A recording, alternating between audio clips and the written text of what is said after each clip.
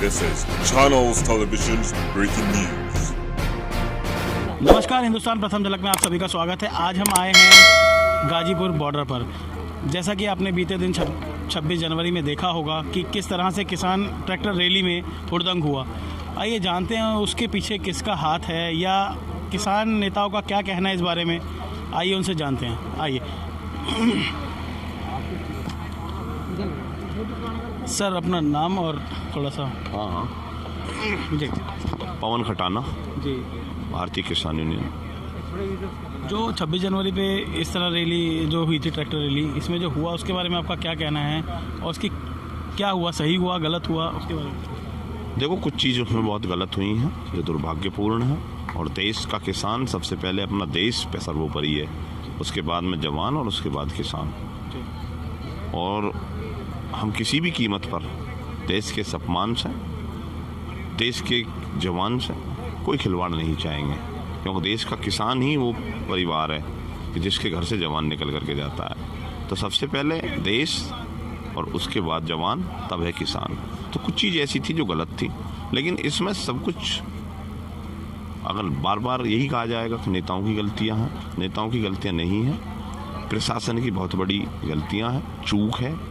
LIU, intelligence, आप कह रहे थे कि भाई 26 जनवरी को ये घटना हो सकती है, फिर आपकी क्या तैयारी थी, कैसे लोग लाल किले तक पहुंच गए?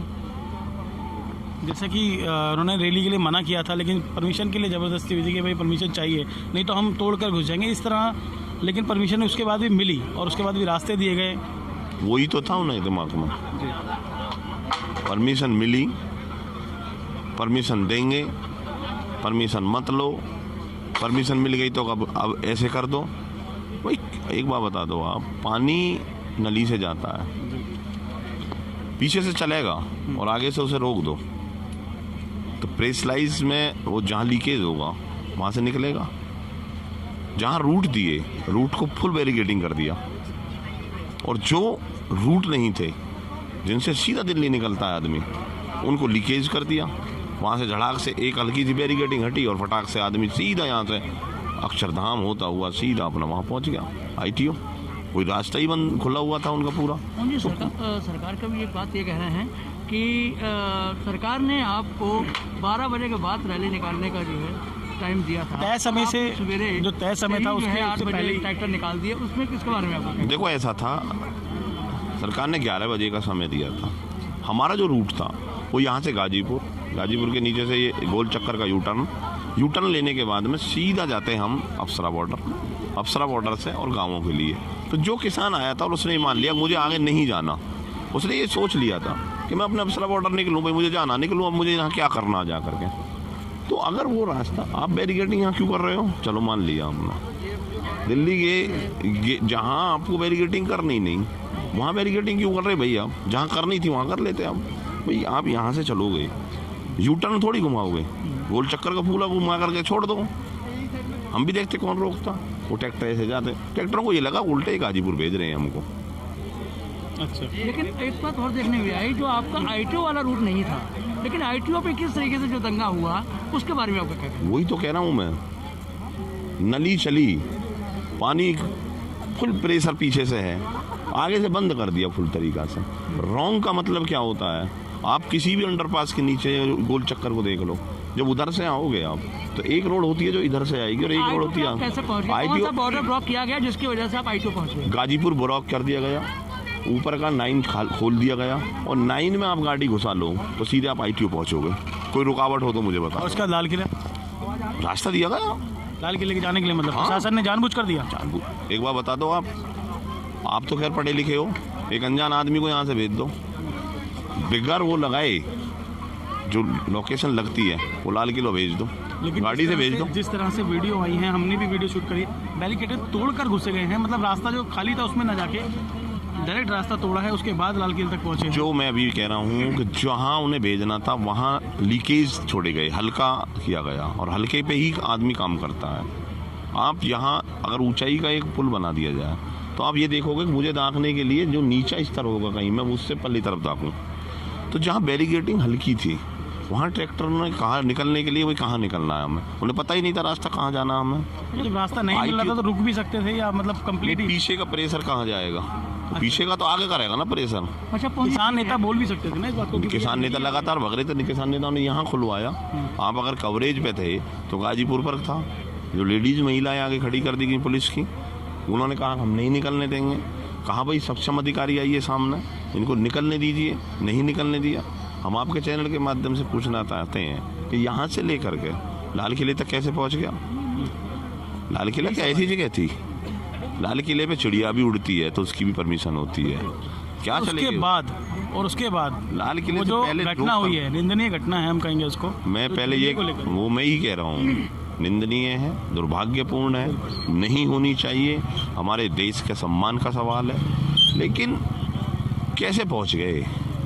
आपको पता थी 308 ट्विटर हैं, आप कह रहे थे कि ये हो जाएगा। कहाँ थी फोर्स, कहाँ थी CISF जो टैगर पर हाथ लगा करके रखती है हमेशा?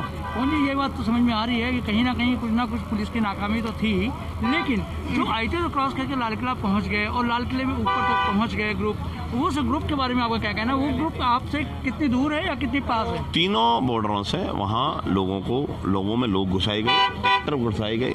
वो लोग कौन थे? वो प्री प्लानिंग सत्ता पक्ष और विपक्ष, अच्छा, दोनों लोगों के ये सम्मिलितता ही थी। विपक्ष इसको हिंसक रूप देना चाहता था, किसी का नाम नहीं लेना चाहते। हम ये कहना चाहते हैं कि हमने सबसे ये कहा था कि भाई आप राजनीति मत करो यहाँ पर, ये किसान का मुद्दा है, जो कोई किसान है वो आइए, कोई दिक्कत नहीं। लेकिन अगर राजनीति के ही भेंट अगर आंदोलन चढ़ाना था और इसमें राजनीति ही ढूंढनी थी तो ये इससे बड़ा दुर्भाग्य क्या होगा? उन पर कोई फर्क नहीं पड़ता, वो किसका झंडा लगा दे, किसका हटा दे। उस घटना के बाद आपने देखा होगा एक नोएडा बॉर्डर पर एक और किसान आंदोलन था जो कि कल रात को हटा लिया गया है, ये बोलते हुए कि भैया इस तरह से हम लोग साथ नहीं दे पाएंगे क्योंकि गतिविधियां थोड़ी गलत हुई हैं। उसके बारे में आपका क्या कहना है? वो सही है या गलत है? थोड़ा सा नहीं, मैं सही गलत का आकलन करने वाला व्यक्ति नहीं हूँ, लेकिन मैं इतना ज़रूर कहना चाहूँगा वो अब से पहले भी हट गए थे। एक बार आप ही के माध्यम से, हमें सभी मीडिया बंधुओं के माध्यम से पता चला था कि आदरणीय राजनाथ जी के साथ उन्होंने मीटिंग की थी और मीटिंग करने के बाद में उन्होंने कह दिया कि हमने आंदोलन खत्म कर लिया। साइड हुए थे, हटे नहीं थे, जस्ट बगल में जो और पूरी तरीक़ा से पट्टी चली, खुल गए थे रोड। लेकिन बाद में उनको ये लगा, लोगों ने संदेश दिया कि आप गलत कर रहे हो, आप किसानों के खिलाफ कर रहे हो। फिर उन्होंने कहा कि इससे तो गांव में भी कोई लोग नहीं हमको जानने देंगे, तो इसलिए आकर के फिर बैठ गए।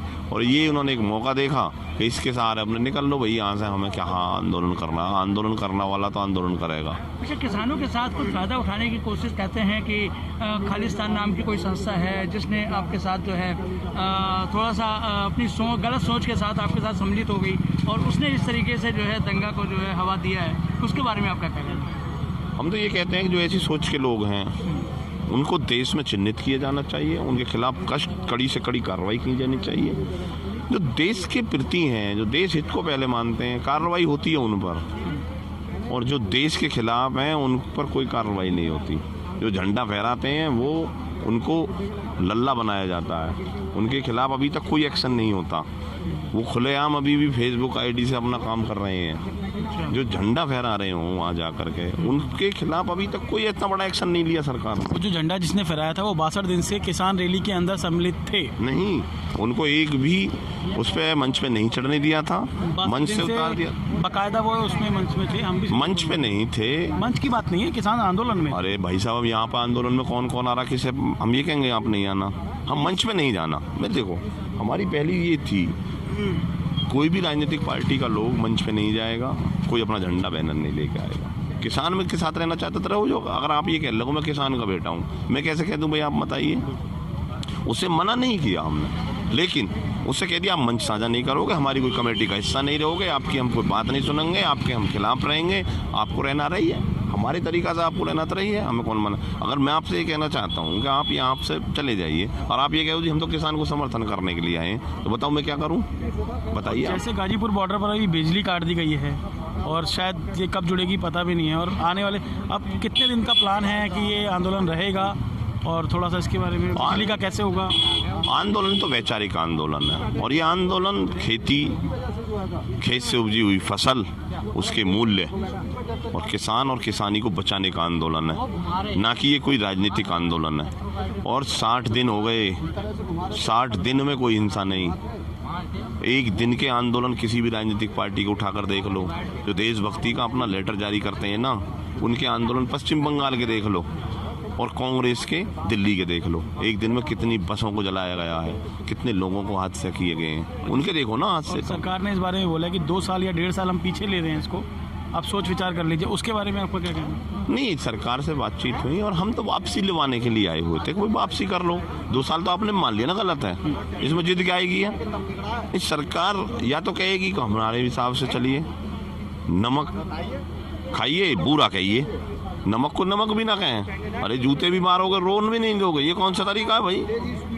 सरकार बनवाइए तो इसका मतलब ये थोड़ी है कि आप जो कुछ कहोगे वो होगा। इसके अंदर जो बिचौली हटाने का जो प्रावधान है, जैसा सबको पता है उसमें, उसके बारे में आपका क्या कहना है? ये सही है? मतलब ये बिचौली नहीं हटाने चाहिए? बिचौलिया तो वही ला रहे हैं, कैसे कह रहे हैं हटा रहे हैं? वही तो ये कह रहे हैं कि हम खुला छूट कर रहे हैं, तो कौन आएंगे? बिचौलिए तो आएंगे। अनाज पर ताला लगेगा, और जब तिजोरी में कोई चीज़ बंद हो जाती है तो उसके रेट बढ़ते हैं। तिजोरी में क्या था? सोना, उसका रेट बढ़ा। अनाज आज तक तिजोरी में नहीं था, किसान के घर था, इसलिए सस्ता था। जिस दिन तिजोरी में बंद हो जाएगा उस दिन सस्ता नहीं मिलेगा, उपभोक्ता खत्म हो जाएगा। आने वाले समय में सबसे बड़ी लड़ाई तो उपभोक्ता की होनी है, ये जिससे अपनी चाबी लगा करके अपनी जेब में डालेगा और वो उस अपनी मर्जी के हिसाब से बेचेगा। ये लड़ाई थी। पवन जी, एक बात और निकल के आई है सामने कि सरकार ने कहा है और सुप्रीम कोर्ट ने 2 साल के लिए स्टे भी दे दिया इसको, और स्टे देने के बाद उन्होंने ये कहा है कि जब तक सर्वसम्मति से ये कानून पास नहीं हो जाएगा और सरकार और जनता और किसान अगर भी बैठ कर जब तक इस पर सर्वसम्मति से सहमत नहीं बना देंगे तब तक ये कानून लागू नहीं होगा, और ये सुप्रीम कोर्ट में ऑर्डर देना पड़ेगा। उसके बाद जब सुप्रीम कोर्ट कहेगी तब चालू होगा ये कानून। तो उसके बारे में आपका क्या कहना है? क्यों नहीं मान जाते हैं 2 साल तक के लिए? तो कम से कम मान जाए, उसके बाद जो आप लोग बैठ के और सर्वसम्मति से विचार बना लेंगे, उसके बाद ही कोर्ट जारी करेगा। ये तो कोर्ट में है ना मामला। एक बार बता दो मुझे, आप कोई काम कर रहे हैं, आप कह रहे हैं कि जी 2 रोटी खा लो, हमने कहा जी नहीं खा रहे हम, आपने 2 रोटी बनानी बंद कर दी। अरे बना के तो लाते आप, 2 साल स्टॉक उसे रोक के तो आते, ख़त्म तो करते 2 साल के लिए। आप MSP पे कानून तो बनाते और फिर अपनी कार्रवाई करते। ये कहाँ भग रहे जा रहे? चलो यहाँ बैठे, कहीं भी बैठे, पहले अब हम लिख के देंगे आपको। धन्यवाद। जैसा कि आपने देखा, हमारे साथ थे पवन खेड़ा जी, जो कि मेरठ मंडल के अध्यक्ष हैं, और उन्होंने हमारे सवालों का बहुत तरीके से जवाब दिया और बताया कि कल जो घटना हुई थी 26 तारीख को, वो क्यों हुई थी, और उसमें प्रशासन, गवर्नमेंट की गलती नहीं। उन्होंने सीधा प्रशासन पर इल्ज़ाम लगाते हुए कहा है कि ये जो सोची समझी तरीके से इसको किया गया है। धन्यवाद।